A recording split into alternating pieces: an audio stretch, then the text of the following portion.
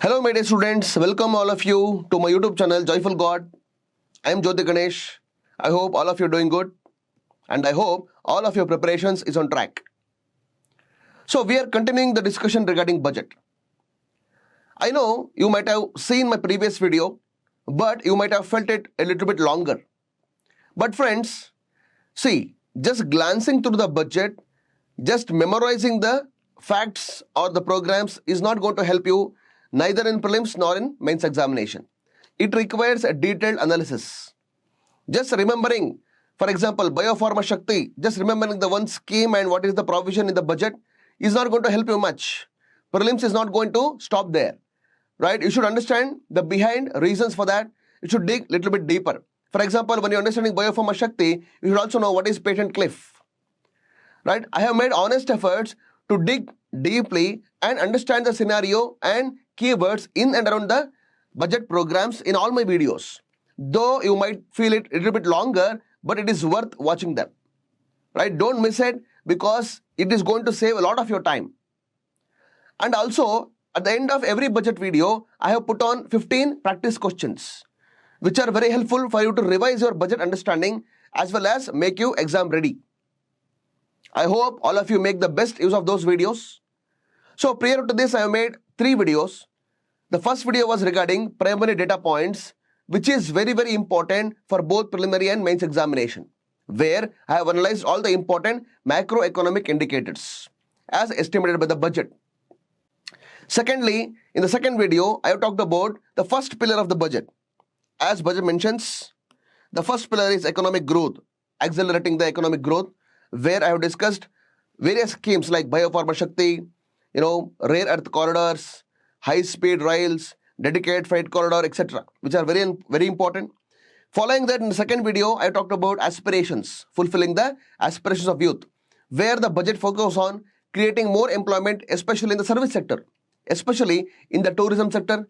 It can be medical tourism, it can be cultural tourism, and the hospitality sector. That's also very important.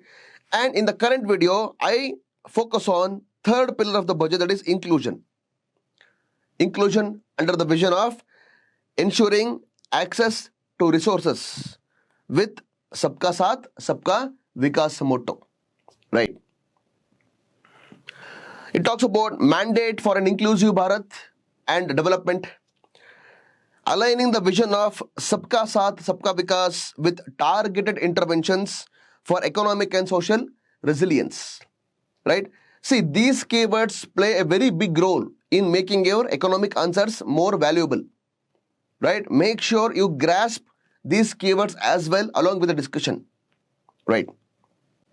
So, this inclusion, the idea of inclusion, the idea of Sabka Saath, Sabka Vikas has been realized under the budget in 4 areas, right? 4 dimensions.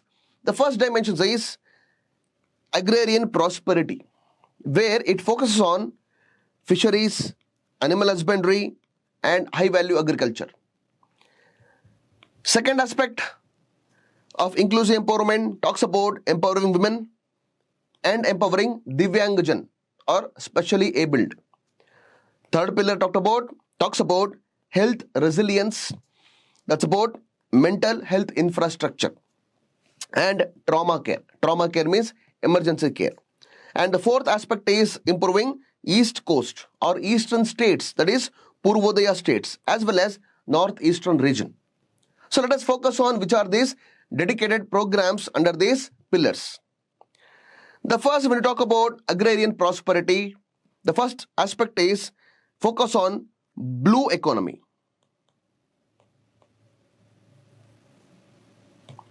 Blue economy, it is pertaining to fisheries sector, right? So first thing is the budget provides for integrated development of 500 reservoirs and Amrit Sarovars. So what are reservoirs? Reservoirs can be any water body which is developed for the purpose of irrigation, right? As well as Amrit Sarovars. There is a scheme called Amrit Sarovar scheme. Under that, government has funded to develop dedicated water conservation bodies in all the districts, right? Under Amrit Sarovar scheme, there are as many as 75,000 water bodies have developed to become Amrit Sarovars, right? So this fisheries scheme aims to develop these reservoirs as well as Amrit Sarovars in an integrated manner to encash them for the purpose of fishing, right? So it is going to develop infrastructure related to hatcheries and fish feed as well as the fish catching and storing infrastructure, right? They are going to commercially utilize already existing water bodies, that is pertaining to inland fisheries. So when you talk about coastal fisheries, budget provides for strengthening the value chain. Value chain means what? See, budget is focusing on catch to cash scenario. Catch to cash. That means it is not merely focusing on increasing the catching of fish, but it is focusing on improving the value addition, because there is significant amount of fish that is going to be wasted during the process of processing and as well as transportation and storage. So by developing the value chains means catching, processing, storage, transportation, packaging and marketing. So all these aspects to be integrated so that the fishermen can get more income as well as they can reduce the wastage of fishes, right? So budget provides for strengthening value chain across coastal areas. It also provides for enabling market linkages by strengthening startups. So it provides for promoting startups which provides market linkages. That means from fisheries to the last consumer, right? These startups provides direct linkage to the consumer from the fisheries so that the farmers can realize better income directly from the consumers. And next is women-led groups. Women play a very important role, especially in the processing of fishes, right? Drying, adding values, right? So it also, women-led groups also play important role in, creating fish-based food products, right? So budget proposes for empowering women with respect to fish-related processing aspects, as well as the budget provides for fish farmers producer organizations. Fish farmers producer organization. So far we have heard about farmer producer organization. So we know what is the intention behind that. That provides better bargaining facility, right? That provides cost-effective farming, because they're going to access input at a lower price and they're going to cultivate in a consolidated manner so that they can achieve better productivity.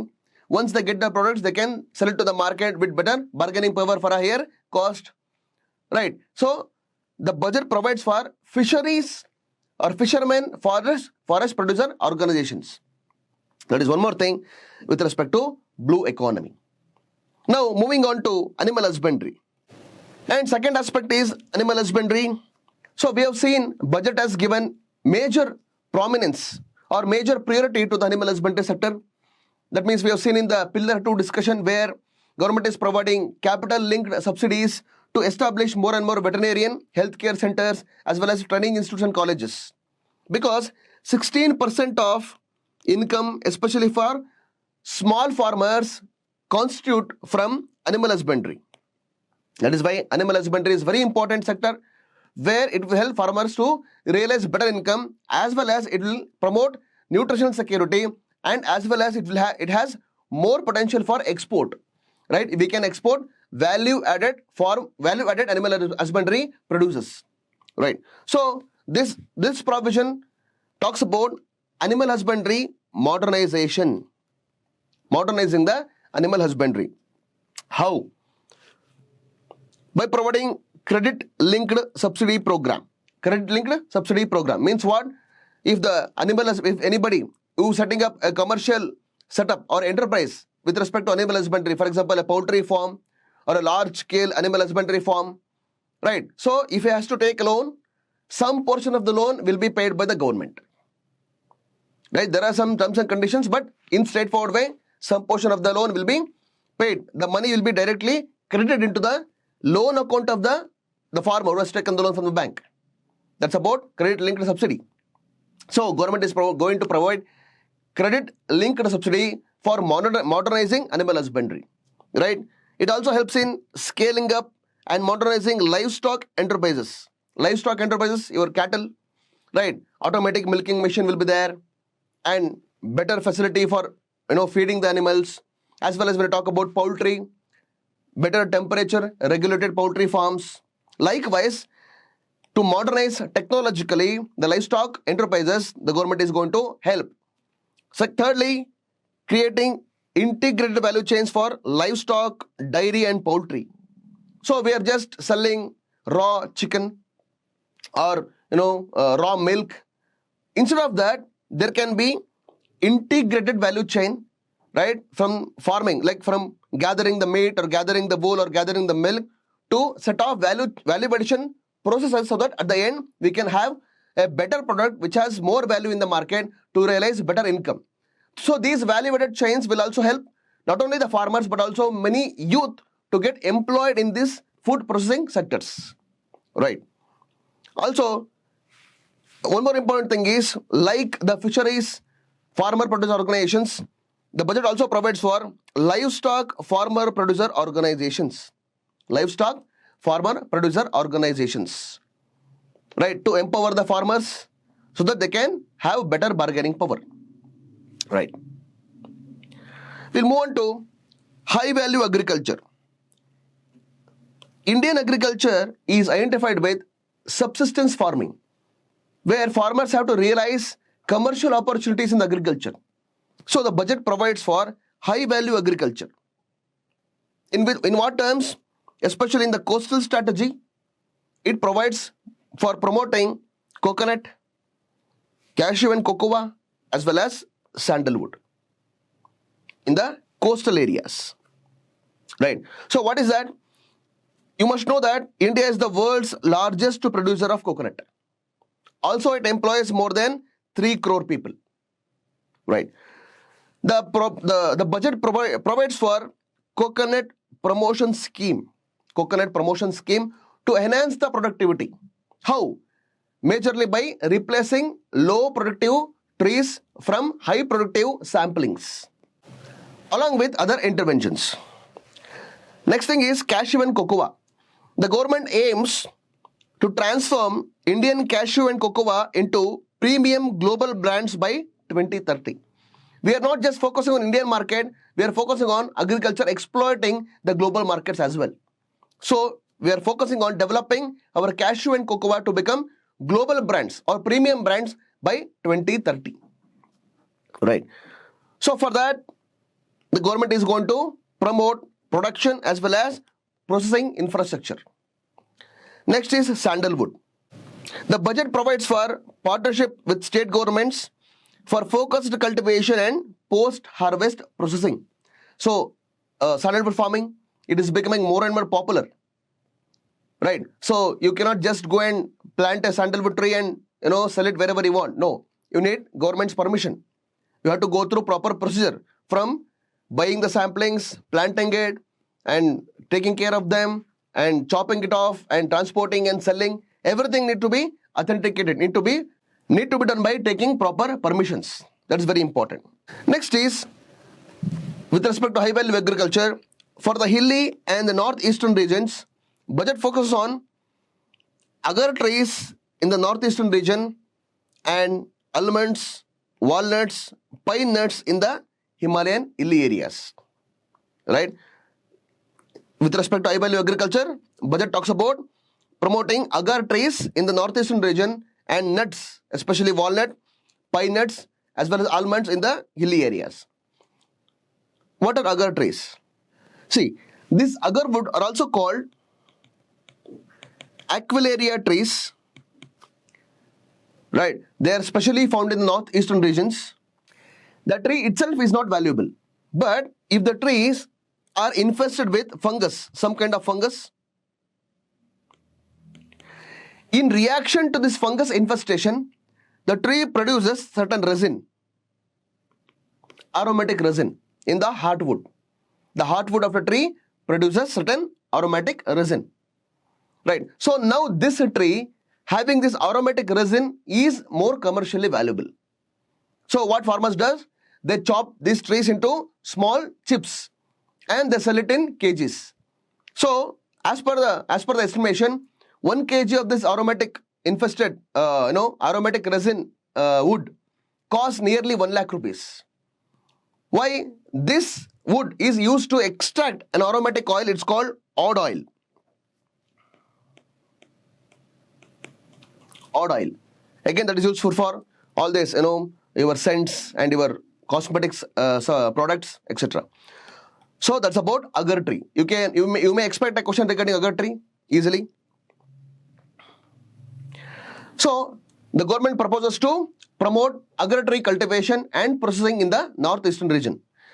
And coming to Himalayan belt, coming to hilly areas, government provides to promote nuts, that is almonds, walnut and pine nut. Not only their cultivation but also value addition. Cultivation provides income generation for farmers. Value addition provides income generation for skilled youth and as well as women. That's about high value agriculture. Next, coming to Bharat-VISTAAR app. So this is part of extension services when we talk about agriculture. Bharat-VISTAAR app is kind of a farmer ChatGPT. We can think it as a farmer ChatGPT. So there will be an app in all the languages, in all the local languages. If the farmer wants any advice, right? For example, you talk to ChatGPT, right? You want some essay to be written and you just tell it to the ChatGPT, it will generate an essay for you. Likewise, the farmer talks to the app. He will tell, okay, my cotton crop leaf have turned yellow. What is the reason? What can I do about it? So app will communicate to the farmer in the local language, right? Again, it is backed by artificial intelligence, multilingual artificial intelligence. And under that, we have AgriStack portal integrated with ICAR practical packages. AgriStack portal. AgriStack is again kind of a farmer Aadhaar. AgriStack portal will have information regarding every farmer, how much the land is owned by him, including the geo identification of the land, as well as what kind of crops he is growing, what is his previous productivity, what kind of soil his land has, everything. Right? That's about AgriStack portal. It also has farmer unique IDs. Right? And then ICAR package, Indian Council of Agricultural Research. So there was a major problem with respect to agriculture because there used to be a lot of researches happening, but those used to stay in the laboratory. But it used to take a lot of time for the laboratory research to enter the lands and benefit the farmers. So this app can solve that problem, right? So whatever the ICAR related researches and those documents also integrated with this VISTAAR app along with AgriStack data. Why AgriStack data? If the farmer asks something, the app will automatically know that who is the farmer, what kind of land he has, what kind of crop he is growing, what is the kind of soil he has, so that the app can provide proper and specific information, specific solution to the farmer. So it helps farmer for better decision making to avoid risks in the agriculture. So better decision making is very, very important in agriculture. What kind of crop to be grown, what kind of pesticides to be applied, everything. How much the water essential for the particular crop. Right? This Bharat-VISTAAR is going to solve that problem. Coming to empowering women, budget provides for SHE-Marts. SHE-Marts, that's about self-help entrepreneur marts. SHE-Marts, self-help entrepreneur marts. Precursor to this, there was a Lakhpati Didi program. Lakhpati Didi program. Lakhpati Didi program under Deen Dayal Antyodaya Yojana National Rural Livelihood Mission. Under DAY NRLM, there was a Lakhpati Didi program under which the government used to provide proper skill training and credit as well as market access to the self-help group products. Right. So the main purpose of the program is to help the women to earn at least 1 lakh rupee per year. Understood? So continuing the program, government is launching SHE-Marts, right? Self-help entrepreneur marts to turn the women from credit seeker to the entrepreneurs. Right? They should become self-sustaining or self-reliant. right? Not merely dependent on the government subsidies or government loans. So what is the idea about? These stores are community-owned retail outlets. It will be owned by communities, right? Many self-help groups, they come together.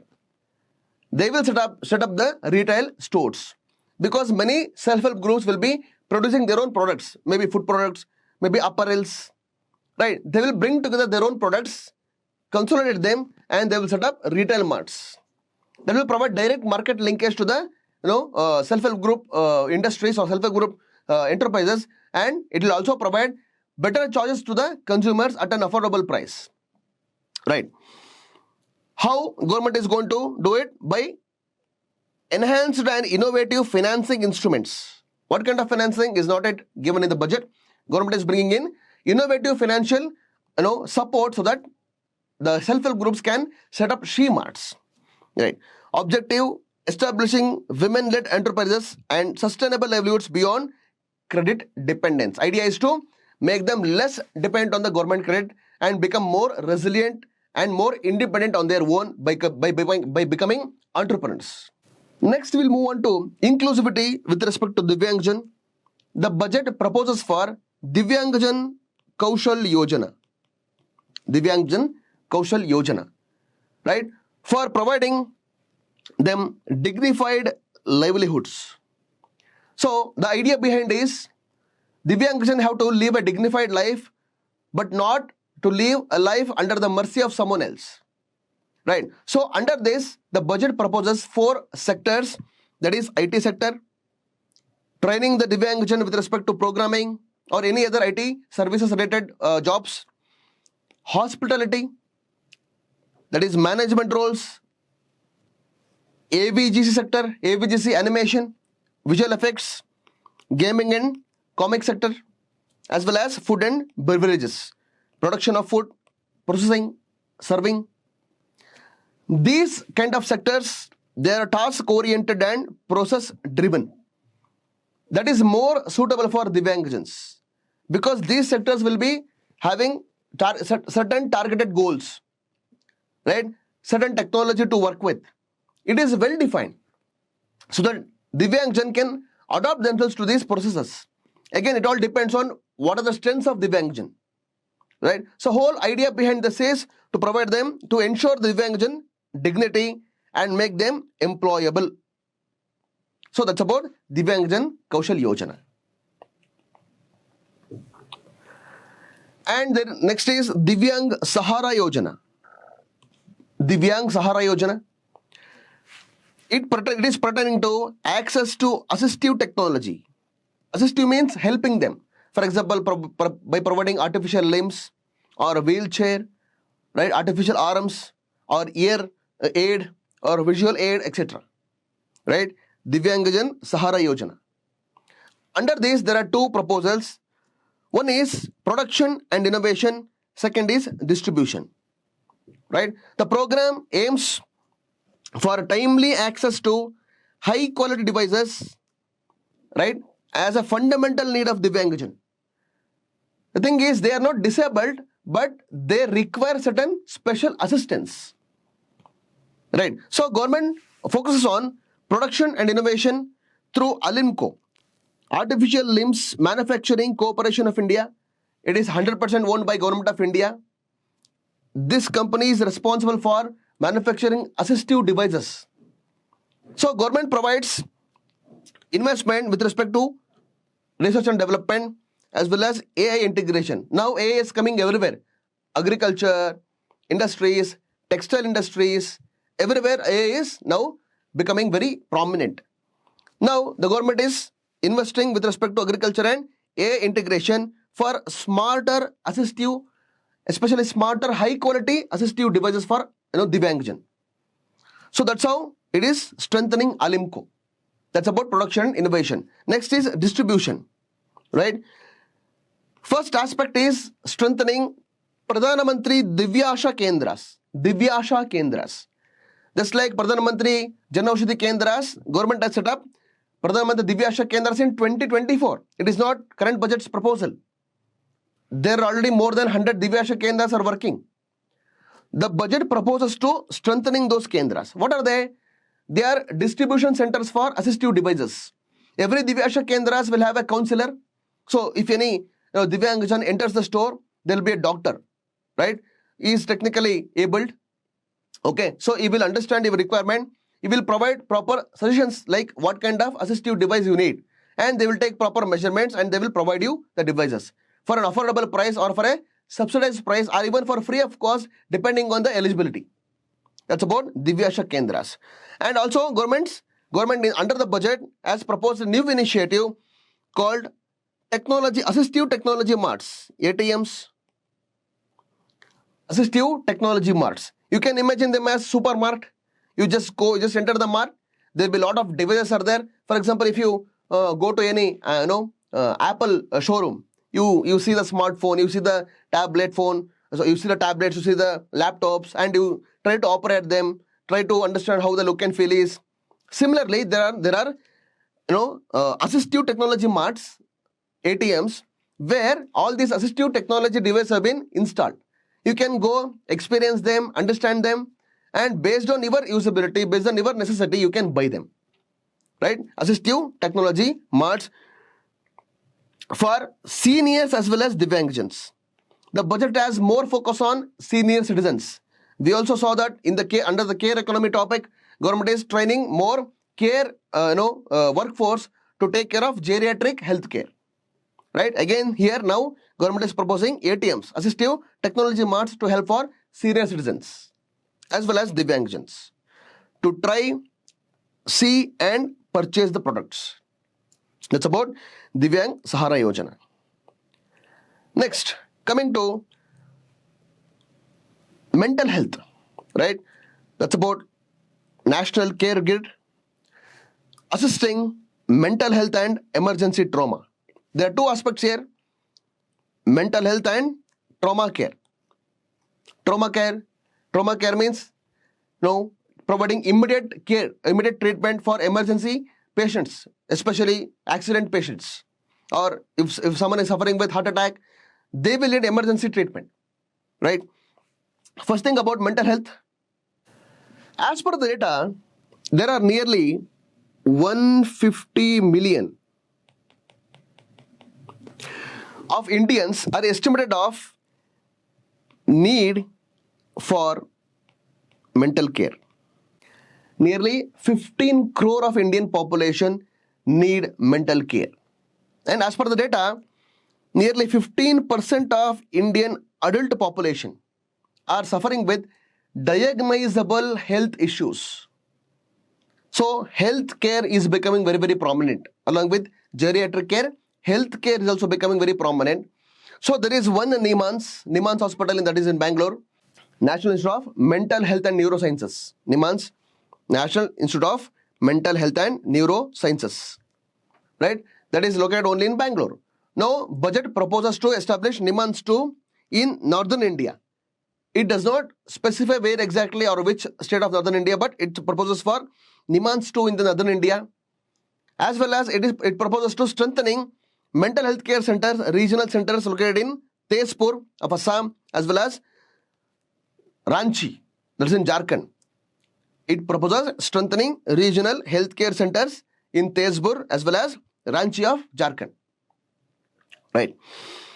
And when it comes to trauma care, government proposes to increase the capacity of the district hospitals by 50%. Trauma care means providing more ICUs, providing more trauma care specialists. Right. So government proposes to improvise the trauma healthcare capacity by 50% with respect to district hospitals. It is becoming very major issue, right? You may go to any district, area, you don't find a proper trauma care infrastructure there, right? All the ambulances will come to the Bangalore or any other nearby mega city. So it's very important to provide trauma care facility in the district hospital.